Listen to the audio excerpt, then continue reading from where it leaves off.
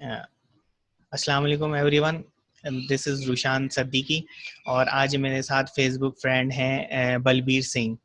تو آج ان سے جانتے ہیں وہ کہاں رہتے ہیں، کیا کرتے ہیں. تو جی بلبیر سنگھ، بتائیں آپ اپنے بارے میں کہ آپ کہاں رہتے ہیں اور بالکل، اپنا انٹروڈکشن بتائیے. میرا نام بلبیر سنگھ ہے اور میں جو ہے نا ریلیجن اسکول پائی جوگا سنگھ خالصہ دھرم اسکول میں ٹیچنگ کرتا ہوں. جی اور میں ساتھ میں جو ریلیجن ٹیمپل ہے گرودوارا، اس میں ڈیوٹی بھی کرتا ہوں. اور میں جوگن شاہ ڈبگری پشاور میں رہتا ہوں.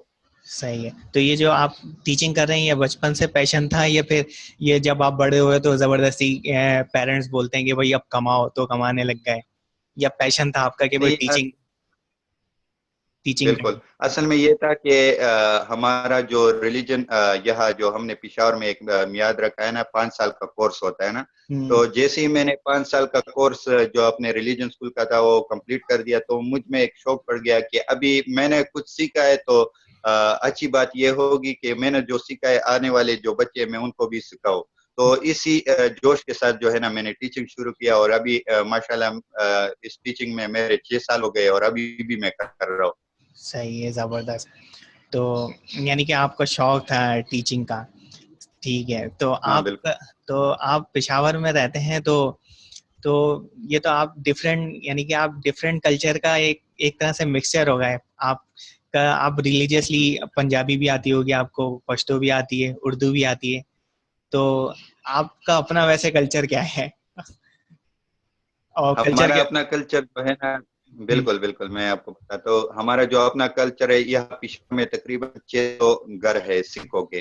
تو 600 گھر جتنے بھی ہیں وہ سارے ان ساروں کا جو مادری لینگویج ہے وہ پشتو ہے. صحیح تو ہے. میری ریلیجن لینگویج جو ہے وہ پنجابی ہے، لیکن صحیح. سب سے زیادہ جو میں سپورٹ کرتا ہوں اس ٹائم پہ، تو وہ ہے میں پشتو کو سپورٹ کرتا ہوں، کیونکہ میری مادری لینگویج جو ہے نا وہ پشتو ہے.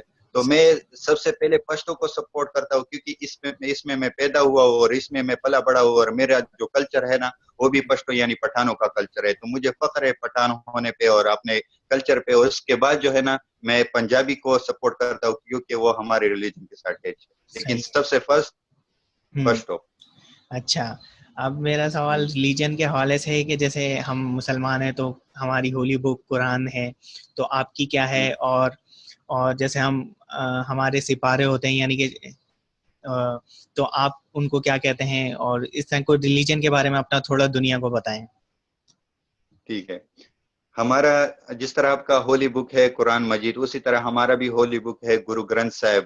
اور آپ کا سپارہ ہوتا ہے جس طرح قرآن مجید میں 30 سپارے، اسی طرح ہمارے بھی گرو گرنتھ صاحب میں بہت سے بانیاں ہیں. آپ سپارہ کے تو اور ہم بانی صاحب کہتے ہیں. صحیح ہے، ٹھیک ہے.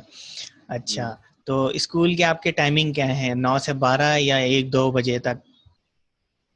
ہمارا جو ریلیجن اسکول ہے، صبح بچے جاتے ہیں 8 بجے اپنی دنیاوی تعلیم حاصل کرنے کے لیے. تو وہ 1-1:30 بجے آتے، اس کے بعد گھر جا کے پھر سے دوبارہ جو اپنے ریلیجن اسکول کی ڈریس ہے اور کھانا پینا سب کچھ کر کے پھر 2 بجے ریلیجن اسکول آتے ہیں، اور 2 سے 5 تک جو ہے وہ ریلیجن اسکول ہوتا ہے. تو مطلب ہمارے جو سکھ بچے یہاں پشاور میں، وہ صبح 8 سے لے کر 5 تک وہ بزی ہوتے ہیں اپنے ریلیجن اسکول میں اور اپنے دنیاوی تعلیمات. یہ تو بڑا لمبا ٹائم نہیں ہو گیا کہ صبح 9 بجے اگر بچہ آ رہا ہے تو شام میں 5 بجے جا رہا ہے، یا ان کو سونے وغیرہ کا ٹائم بھی دیا جاتا ہے، لنچ ٹائم اور سونے کا؟ بالکل، یہ تو ہے، مشکل تو ہے، بہت مشکل ہے، لیکن اس طرح ہے کہ یہاں کسی بچے پہ زور زبردستی نہیں ہوتی. ہم زیادہ تر توجہ جو ہے وہ دنیاوی تعلیمات کو بھی دیتے ہیں. ہم اس طرح بھی کر سکتے تھے کہ دنیاوی تعلیمات کو چھوڑ کے اپنی ریلیجن پہ توجہ دیتے، لیکن ہم اپنے بچوں کو کہتے ہیں کہ صبح 8 بجے پہلے آپ نے جانا ہے دنیاوی تعلیمات، تاکہ آپ دنیا کو سمجھ سکو. اس کے بعد جو ہے نا آپ 1 گھنٹہ آرام کرو، کھانا پینا کھا کے، اس کے بعد جو ہے نا اپنے ریلیجن تعلیمات حاصل کرو، تاکہ آپ اپنے ریلیجن کو سمجھ سکو اور آپ یہ سمجھ سکو کہ آپ کا ریلیجن کیا کہتا ہے اور آپ کس طرح سکھ بنے. صحیح. اچھا، تو یہ کمپلسری کب تک ہے؟ یعنی کہ 5 بجے تک پڑھنا بچوں کا، صبح 8 بجے سے. تو یہ کس، یعنی کہ میٹرک تک، کالج تک، یونیورسٹی تک، کب تک وہ صبح 8 بجے، یعنی کس ایج تک، کس کلاس تک وہ 5 بجے تک پڑھتا ہے؟ 8 بجے سے 5 بجے تک. اچھا، اس طرح ہوتا ہے نا، جو دنیاوی تعلیمات ہوتے ہیں وہ تو آپ کو بھی پتہ ہے، وہ تو کوئی اپنے اس بچے کا پسند ہوتا ہے کہ وہ انجینئر بننا چاہتا ہے، ڈاکٹر بننا چاہتا ہے، کیا بننا چاہتا ہے، وہ تو ان پہ ڈیپینڈ ہے نا. لیکن ہمارا جو جو ریلیجن اسکول ہے وہ 2 سے 5 ہوتا ہے، لیکن ان کی جو ایج اور ہے تو وہ 6 سال میں بچے کو داخل کرتے ہیں ہم، اور تقریباً 10 سال 11 سال تک ہوتے ہوتے وہ اپنی اتنی جو دھارمک اسٹڈی ہے وہ اتنی حاصل کر لیتا ہے کہ آگے سے جو ہے نا اپنی لائف دھرم کے مطابق گزار سکتا ہے. تو ان کو اتنی مشکل بھی نہیں ہوتی، کیونکہ پہلے میٹرک تک یہ ان کی جو ریلیجن پڑھائی ہے وہ میٹرک تک ہی وہ کمپلیٹ ہو جاتی ہے. تو جو دنیاوی تعلیمات ہے وہ جس طرح ہارڈ تعلیمات ہوتے ہیں وہ میٹرک کے بعد ہوتے ہیں. تو میٹرک کے پہنچتے پہنچتے ان کی دھارمک ریلیجن جو سیکھا ہے وہ ختم ہو جاتی ہے. تو ان کے بعد پھر ان کا اپنا دنیاوی تعلیمات ہی رہ جاتا ہے. تو وہ ان میں پھر ان کو کوئی ٹینشن نہیں ہوتی، وہ آرام سے اپنا اسٹڈی کر سکتا ہے. تو آپ جو ٹیچر ہیں وہ آپ کا کورس کیا ہے، یعنی کہ آپ کس سبجیکٹ کے ٹیچر ہیں؟ یعنی جیسے اسلامیات ہوتا ہے تو آپ سکھ کا ریلیجیس کچھ پڑھاتے ہیں بچوں کو، یا میتھ انگلش سب پڑھاتے ہیں؟ ہاں بالکل، جس طرح آپ کے 30 سپارے ہوتے ہیں نا، ہمارے اسی طرح ان میں سے 18 گرو گرنتھ صاحب جو ہمارا ہولی بک ہے اس میں تو بے شمار بانیاں ہیں نا، جس طرح آپ اس کو سپارہ بھی کہہ سکتے ہو. لیکن اس کے لیے جو روزانہ پڑھی جاتی ہے ان میں 18 بانیاں ہیں، مطلب 18 مخصوص بانیاں ہیں. تو ان کو جو ہے نا ہم گرمکھی میں پڑھاتے ہیں، اور میں جو ہے نا گرمکھی کا ٹیچر ہوں. اچھا، گرمکھی کا ٹیچر. اچھا، تو ہاں بالکل. جیسے مسلمانوں میں پروفٹ ہولی پروفٹ گزرے ہیں، تو آپ کے کتنے پروفٹ گزرے ہیں؟ اور یہ جو لاہور میں ہے آرام گاہ، یہ کن کی ہے؟ یہ یعنی ان کا کس نمبر پہ ہیں؟ اور آخری آرام گاہ اگر کسی کی ہے تو وہ کہاں ہے؟ اچھا، جس طرح آپ کے 1,24,000 کم بیش پیغمبر اس دنیا پہ گزرے، اسی طرح سکھ ریلیجن کے بھی 10 پروفٹ گزرے. پہلا فرسٹ جس نے سکھ دھرم کی نیو رکھی تھی ان کا نام ہے گرو نانک صاحب، اور ان کا جو جنم ہے وہ بھی پاکستان ننکانہ صاحب میں ہوا، اور ان کا جو آخری آرام گاہ ہے وہ کرتارپور، وہ بھی پاکستان میں ہے. اسی طرح ہمارے 10 پیغمبر گزرے. جو ہمارا لاسٹ پیغمبر ہے ان کا نام ہے گرو گوبند سنگھ صاحب، اور وہ پیدا ہوئے ہیں پٹنہ بہار میں، اور ان کی آخری جو آرام گاہ ہے وہ حضور صاحب نندیڑ جو انڈیا میں ہے دونوں. اور جس طرح آپ نے کوشچن کیا کہ لاہور میں ایک خوبصورت عمارت ہے، تو وہ بھی سکھ دھرم کا جو ریلیجن ٹیمپل ہے ان کا نام ہے گرودوارہ ڈیرا صاحب. اور اس ٹیمپل میں جو ہمارے 5ویں پیغمبر ہیں ان کو شہید کیا گیا تھا، اور ان کے یاد میں جو ہے نا یہاں ٹیمپل بنایا گیا ہے جن کا نام ہے گرودوارہ ڈیرا صاحب. اور اس کے ٹچ میں ہے ایک، آپ نے بولا کہ سفید ٹیمپل ہے نا، تو ان کا وہ جو ہمارے سکھ قوم میں جو بہت بہادر اور بڑے امپائر گزرے ہیں مہاراجہ رنجیت سنگھ، ان کی سمادھی ہے. اچھا، تو یعنی سکھ جو تھے وہ آپ کے ریلیجن سے تھے، وہ جو مہاراجہ رنجیت سنگھ؟ ہاں بالکل، وہ ہمارے ریلیجن سے تھے، وہ سکھ تھے. تو وہاں پہ یعنی کہ ہر طرح کے ریلیجن لوگ الاؤ ہیں، یا صرف سکھ ہی جا سکتے ہیں وہاں پہ مہاراجہ؟ اور آپ کے جو وہ ہیں ان کو ننکانہ صاحب، اس بارے میں بتائیں. یا صرف یعنی کہ ریسٹرکشن ہے کہ صرف آپ ہی الاؤ ہیں، یا کسی بھی ریلیجن کے لوگ وزٹ کرنے جا سکتے ہیں؟ ٹھیک ہے، جس طرح آپ کا خانہ کعبہ ہوتا ہے نا، اسی طرح جو ہمارا مین ٹیمپل ہے وہ گولڈن ٹیمپل نام آپ نے سنا ہوگا، جس کو ہم ہرمندر صاحب کہتے ہیں. اگر آپ کو خدا نے کبھی موقع دیا نا تو آپ گولڈن ٹیمپل جاؤ، وہاں آپ کو 4 دروازے نظر آئیں گے. اور جب آپ اندر گھستے ہو تو وہاں آپ کو بے شمار ہندو نظر آئیں گے، وہاں آپ کو بے شمار مسلمان نظر آئیں گے، وہاں آپ کو بے شمار جو ہے نا سکھ نظر آئیں گے، کرسچن نظر آئیں گے. اس کا مطلب یہ ہے کہ گرو نانک نے اس طرح ایک ریلیجن بنایا ہے جس میں ہر قوم جو ہے نا اس کو ویلکم کہا جاتا ہے. اس طرح ویلکم نہیں کہا جاتا ہے کہ آپ مسلمان ہو سکھ بن جاؤ، اس کو اس طرح ویلکم کہا جاتا ہے جس طرح آپ کے گھر میں کوئی مہمان آتا ہے نا تو اسی طرح ہم اس کو ویلکم کرتے ہیں. تو سکھ ریلیجن جو ہے نا اس میں اگر آپ کسی ٹیمپل میں جاتے ہو، کسی جگہ میں سکھوں کی خاص جگہ میں جاتے ہو، تو آپ سے یہ نہیں پوچھا جاتا کہ آپ مسلمان ہو، ہندو ہو، کرسچن ہو، تو جو بھی ہو صرف ہمارے لیے اتنا کافی ہے کہ آپ ایک انسان ہو، تو آپ کے لیے جو ہے نا ہم ویلکم کرتے ہیں. ٹھیک ہے، صحیح ہے، زبردست. اچھا، تو آپ سکھ ہیں اور پشاور میں رہتے ہیں. بڑی انٹرسٹنگ مجھے بات یہ لگی کہ تو ہوتا یہ ہے کہ اکثر ہم نیوز وغیرہ میں دیکھتے ہیں، میں تو ایک کراچی میں رہتا ہوں، تو بم دھماکے ہو رہے ہیں، تو پشاور میں ایسا تصور سمجھا جاتا ہے کہ بہت ریلیجیس انتہا پسند ٹائپ کے لوگ رہتے ہوں گے. تو آپ کو کسی قسم کی پریشانی کا سامنا تو نہیں کرنا پڑتا پشاور میں، کیونکہ آپ کا ریلیجن الگ ہے. تو کیونکہ وہاں پہ ایسا لوگ سوچتے ہیں دنیا بھر میں کہ پشاور میں زیادہ ہی انتہا پسند قسم کے لوگ رہتے ہوں میں بھی. تو اس حوالے سے آپ کو پریشانی ہے یا نہیں ہے وہ بھی آپ کھل کے بتا سکتے ہیں دنیا کو. جس طرح میں نے آپ کو پہلے بھی بتایا کہ ابھی اس ٹائم پہ پشاور میں 600 گھر ہے سکھوں کے، اور آپ ابھی اگر ننکانہ صاحب میں دیکھ رہے ہو، حسن ابدال میں دیکھ رہے ہو، تو جتنے بھی یہاں سکھ آباد ہے وہ پشاور سے ہی وہاں گئے. وہ اس سلسلے میں نہیں گئے کہ یہاں حالات خراب ہے لاہور چلے گئے یا ننکانہ صاحب چلے گئے یا حسن ابدال چلے گئے، اس اپنے کاروبار کے سلسلے میں گئے.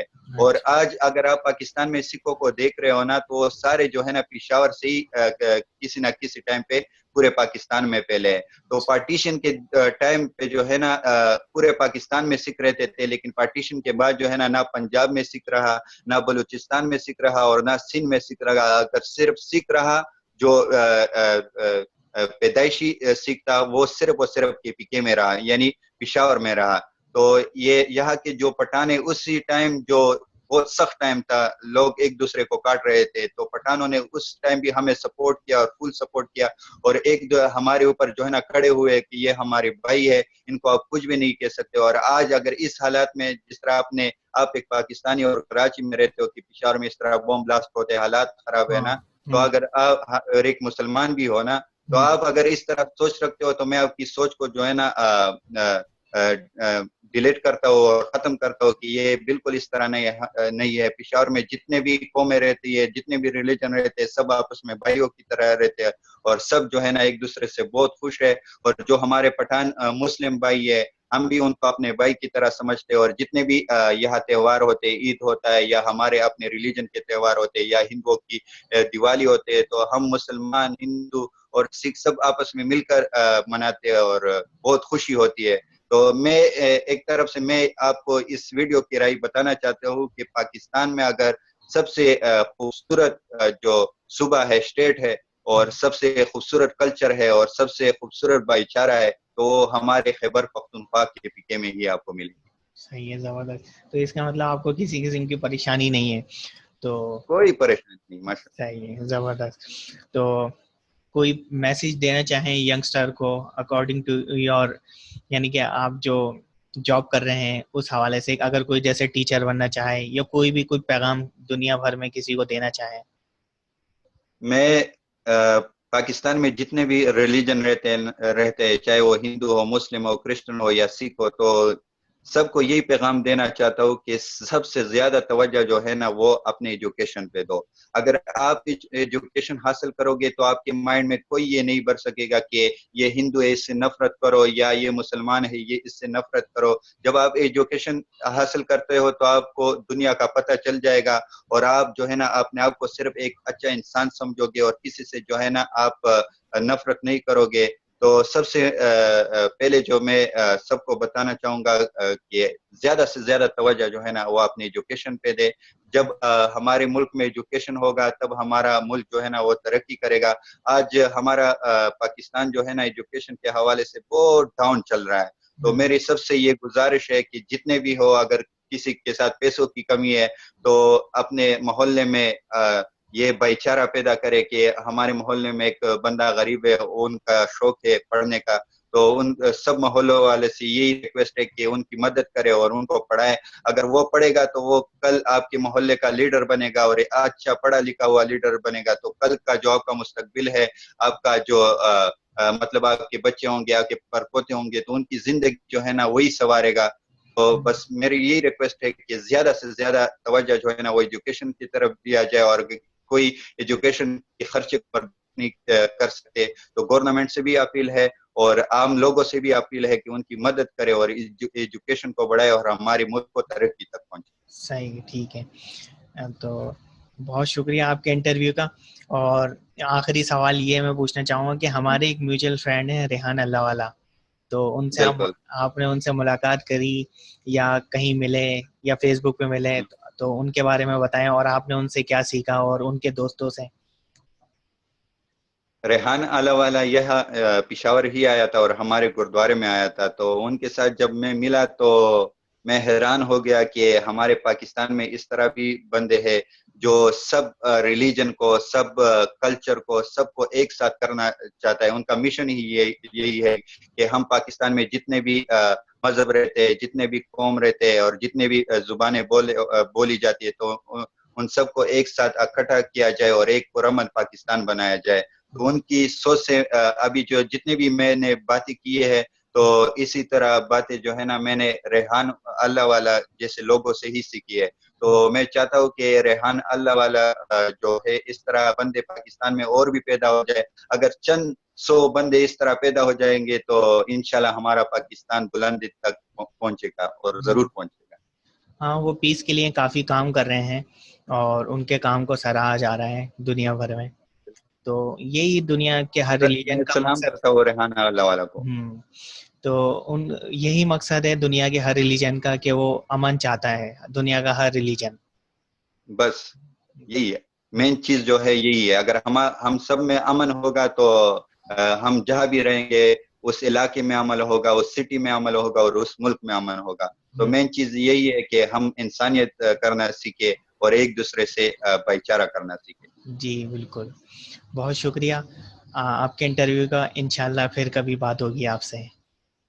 اللہ شکریہ. حافظ. اللہ حافظ.